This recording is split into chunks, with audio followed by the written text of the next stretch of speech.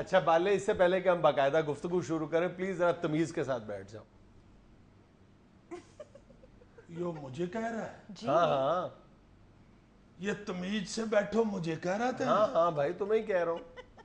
ईद वाले दिन कसाई को कह रहा है तमीज जी से जी, बैठो? तुम्हें ही कह रहा हूँ यार। लो भैया, इससे पहले इसने कभी कुर्बानी नहीं की?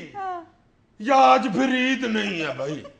क्या मतलब? नहीं नहीं, ईद वाले दिन नहीं कसाई को यूं कह सकता, यो ईद है ही नहीं। नहीं तो भाई ईद वाले दिन कसाई को कह रहा तमीज से बैठो, यो देखो तो सही। हुआ क्या है भाई? अरे भाई ईद वाले दिन तो हुंडई अकॉर्ड में अगर कसाई खून वाले कपड़े पहन के जुत्ती समेत गद्दी के ऊपर बैठ जाए तो फिर भी अगले कहते हैं भाई बैठो बैठो, कोई बात नहीं बैठो। गाड़ियां तो आती जाती रहती हैं, कसाई नहीं मिलता। भाई ईद वाले दिन तो कसाई के मुतालिक इस तरह गुफ्तगू हो रही होती है जैसे किसी छोटे से पिंड से बंदा वजीर नहीं बन जाता, तो उसके मुतालिक बातें करते हैं। ये मंजूर वट्टू इस स्कूल में पढ़ा हुआ है, और इधर मेरे साथ थड़े पे बैठा करता था। अच्छा, मेरे अब्बे को रोज सलाम करके गुजरता था, चाचा क्या हाल है। इस तरह कसाई के मतलब गुफ्तगू कर रहे होते हैं लोग। भाई मैं इसलिए तो मैं कह रहा हूँ कि कैमरे चल रहे हैं। तो कैमरे चल रहे हैं तो फिर क्या हुआ, ईद भी अभी चल रही है, अभी टरू रहता है, मरू रहता है। अच्छा, चलो, उसके बाद बात करना हमारे साथ। अच्छा चलो छोड़ो यार, ये बताओ कि पिछली बार तो तुम वीआईपीज के हत्थे चढ़े रहे हो, आज तुम कहाँ गए हो? आज भी बहुत बहुत बड़ी शख्सियत की तरफ गया हूँ कुर्बानी के लिए। मसलन? हाँ, अभी साबक वजीर आजम गलानी साहब की तरफ गया। अच्छा। उनके घर की टल्ली बजाई, मैंने कहा गलानी साहब कुर्बानी नहीं देनी। कहते हैं दे तो दी, अब इससे बड़ी कुर्बानी क्या दूं।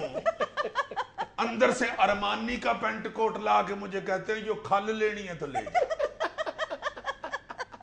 मैंने कहा गलानी साहब खाल मैंने क्या करनी है, मैं कौन सा इमरान खान की तरफ से आया हूं, मुझे तो यो बताएं कि बोटी छोटी रखनी है या बहुत ही छोटी। उन्होंने नहीं बताया, मैं फिर निकल गया फैसलाबाद राजा रियाज साहब की तरफ। उन्होंने कहा हुआ था बाले तन्ने जरूर आना है, मैंने कुर्बानी लंबी चौड़ी देनी है। अच्छा। मैं जब पहुंचा वहां तो राजा साहब ने 8 बकरे बांधे हुए।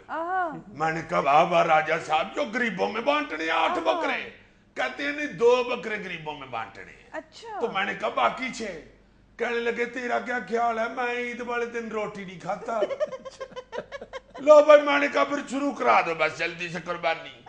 मैंने कुर्बानी करके बकरों की छुरी फेर के जब खाल उतारी ना तो कहने लगे बाले तन्ने बकरे की खाल उतारी है तो मन्ने याद आ गया, यो शरीफ बरादरान हमारे पोस्टर पाड़ के बाहरले मुल्क में दौड़ जाते। मैंने कहा पोस्टरों को छोड़े, यो बताएं कि बोटी छोटी रखनी है या बहुत ही छोटी। और तो और मैं तो मिसबाउल हक का बकरा करने के लिए भी गया हूँ।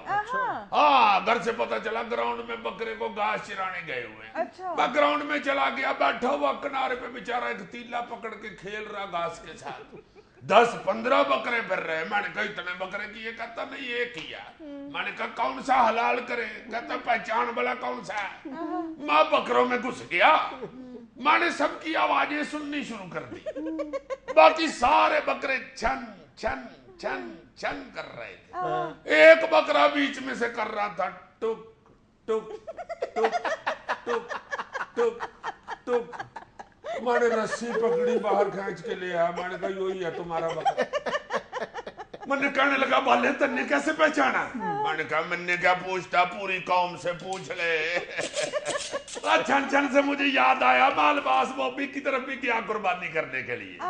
रालमास बॉबी ख्वाजा सरा एसोसिएशन वाली। अच्छा अच्छा। हाँ, बड़ी अच्छी खातून है मिस्टर अलमास बाजी। मैंने कहा लो भाई जल्दी से कुर्बानी करवा लो, मेरे साथ तो बहनों की तरह प्यार करता।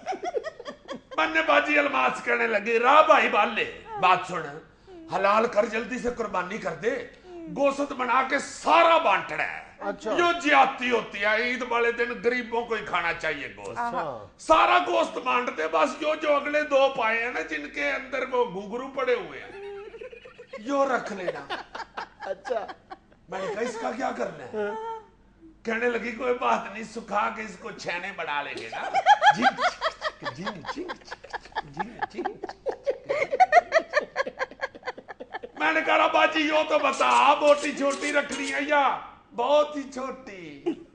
कहने लगी बस रख दे जैसी भी रखनी है, बस गरीब के मुंह में जानी चाहिए। ज्यादा वक्त तो फिल्म स्टार मीरा ले गई मेरा। अच्छा, वहां पे भी गए थे? हाँ, उधर गया कुर्बानी करने के लिए। अच्छा। हर साल मैं ही कुर्बानी करता हूँ मीरा के यहाँ भी। अच्छा। लो भाई, तन्ने क्या बताऊं मीरा के यहाँ कैसी कुर्बानी होती। भाई फिल्म स्टार मीरा को तो पले पलाए बकरे इतने मिल जाते हैं कि वो जब मर्जी कुर्बानी कर ले। अच्छा। हाँ हाँ, और बकरे खुद मीरा की तरफ देख रहे होते हैं, तरसी हुई निगाहों से सोच रहे होते हैं पता नहीं हमारी कुर्बानी की बारी आएगी कि नहीं। अच्छा। मीरा भी वैसे बकरों की बड़ी खिदमत करती है। अच्छा। सच्ची बात तो ये है कि बकरे भी उसकी बड़ी खिदमत करते हैं। वो तो जी को जी है ना। अभी मैं गया कुर्बानी करने के लिए तो मुझे कहने लगी रा बाले सी बाले सी। मैंने कहा मैं सीता नहीं हूं, मैं तो छुरी फेरता हूँ। कहने लगी सी देखो देखो बाले, cowboy is not eating the muscles। क्या मतलब? मैंने कहा भाई मन्ने नहीं समझ आई क्या कह रही है। कहने लगी भाई गाय का बच्चा पट्ठे नहीं खा रहा। cowboy is not eating the muscles। मैंने कहा भाई उनके आगे मसल्स अपना पट्ठे फेंकेगी तो खाएंगे ना।